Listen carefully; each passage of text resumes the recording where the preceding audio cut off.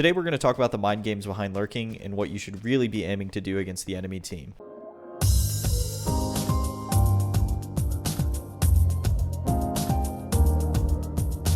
But before we get into that, as of recording this, I'm at 98 subs, so if you have not subscribed already, please consider doing so. In this game, the roles are a little bit more ambiguous than you're probably used to if you come from games like League of Legends or Overwatch, games where you set your role, you queue up for it, you play those certain champions, and you fit into the puzzle. However, in a game like Valorant and a game like Counter-Strike, the roles can be a little bit different. The 5 roles that I'm used to playing and used to seeing from my Counter-Strike days is entry frag, support, in-game leader, lurker, and opper. And today I want to touch on the lurker role a little bit. The lurker is a player who is more focused on outmaneuvering the enemy team in their rotations, right? So usually the lurker will play by himself. So let's say on my team we're playing T side and everybody is pushing A, right? So we come out of spawn, everybody's grouped up here, they're pushing here, they might be splitting A.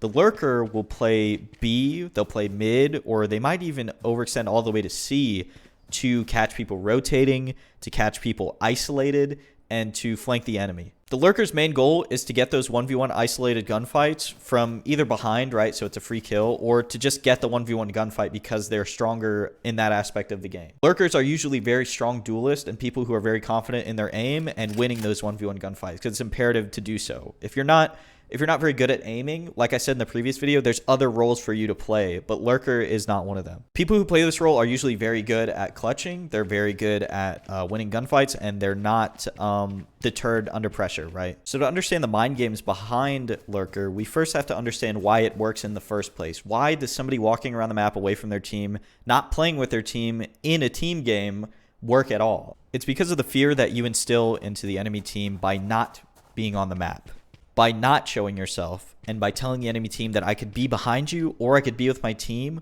or I could be somewhere completely random and you have no idea. So keep that in the back of your mind, and you need to be constantly watching your back. And that goes into my final point. The lurker, what separates a great one from a bad one is knowing when to lurk. You cannot do it every single round. If you do it every single round, they'll catch on to it, they'll set somebody there, and they'll always be ready for you.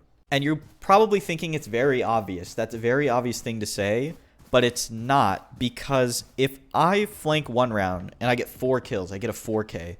In my head, I'm saying that worked very well. I want to do it again.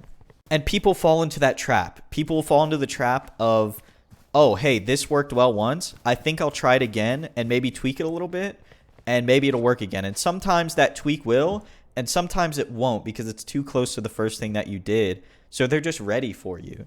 And your course of action at that point is to play with your team. You need to get back to your team. You need to push a site together. Mix it up, right? Maybe you want to lurk at a different part of the map. You need to be constantly changing and adapting to what they're doing to set up for you. So not only are you lurking on the map, but you're lurking in their brain. Because now they've done a shift. They've shifted their defense to account for you flanking, but you're with your team. There's 5 of you now pushing this site, and somebody's out of position, and you caused that. Even though you aren't even over there anymore, they're still thinking about you. And that's the ultimate mind game. That's how you win as a lurker.